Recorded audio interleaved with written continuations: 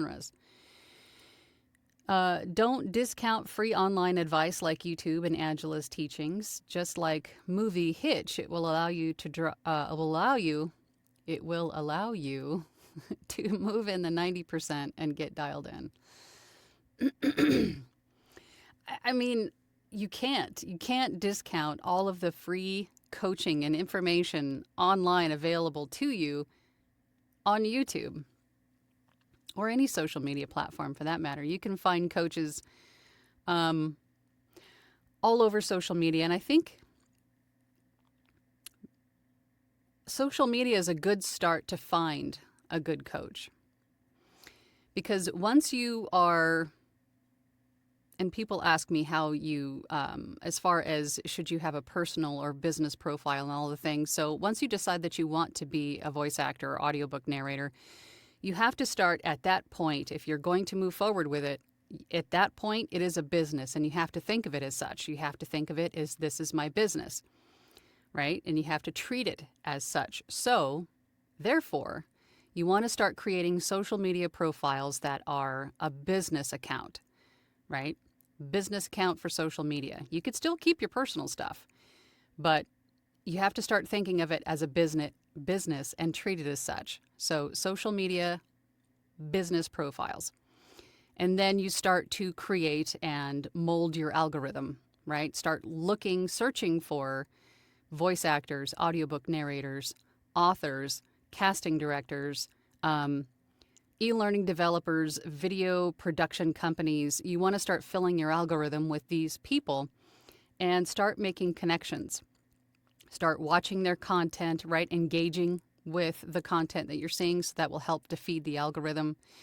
And then you start making content, right? You can make content about whatever it is that you want it to be, as long as you're clearly stating somewhere in a video or two, in your profile, almost anywhere that you could, really, what you're doing as a voice actor, audiobook narrator. You have to make it known that is what you do. And not all of your content has to be voiceover audiobook related. You want to throw in a couple of pieces of content, mainly video, I would say, mostly video, because that is what everybody's looking for. And you can make video content about maybe treat it like a vlog, right? This is what I'm doing today.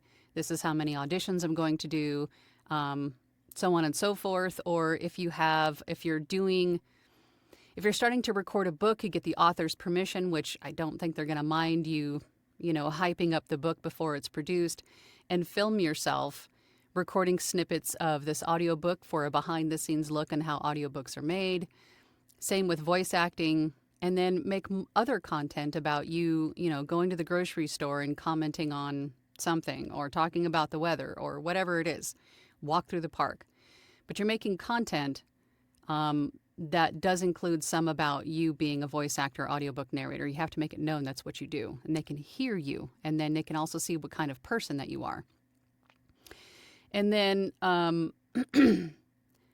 your content will be pushed out to not only the people you're making connections with, but then also people in their circles too. And this is how you start to network, right? And this is how you start to build a larger network on the interwebs.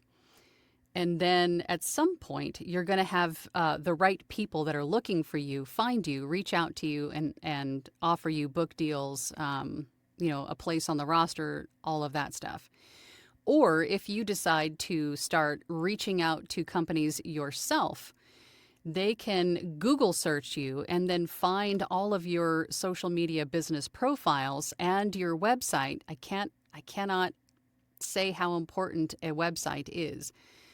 The website, all the social media platform profiles will only make you look more credible, more professional. You are an established voice actor, audiobook narrator, right? Super important to be on social media. But the coaches are also doing the same thing, have started the same thing, are doing the same thing. So if in the process of curating your content within your algorithm on social media, you'll start to run across other voice actors who are offering free information, who are offering tips, advice, so on and so forth. So you will eventually start to come across these people. You'll start to learn about perhaps workshops, conferences, you know, just listening to other people's content. They might go, hey, I'm going to, VO Atlanta this year. And you go, oh, what's that? And you Google it. And then you can find coaches that way too. So social media is a great way to find great coaches. And then in researching them, you'll probably see their name more and more often, right? And then you'll start to see what their specialties are, right? You'll start to see, okay, well, she does more e-learning stuff. She does more commercial work. He does more audiobook work. I think I should reach out to him or go look at his website and see if he offers coaching. But again, also through this social media algorithm content that you're building, right? You're also getting to know this person. You're getting to see if this person is the person that could be a potential coach, is someone that you can relate to, get along with, that you feel comfortable, that you would feel comfortable working with, so on and so forth, right? So for all of these reasons, get on social media. And you probably heard me say it a million times before, but for all of these reasons that I just highlighted, get on social media. Make sure that you're visible. Make sure that you are searchable, that you're there. There's so much information you can find. And then once you find somebody that you can work with, then reach out to them and see if they have time, if they have room in their schedule to work with you, right?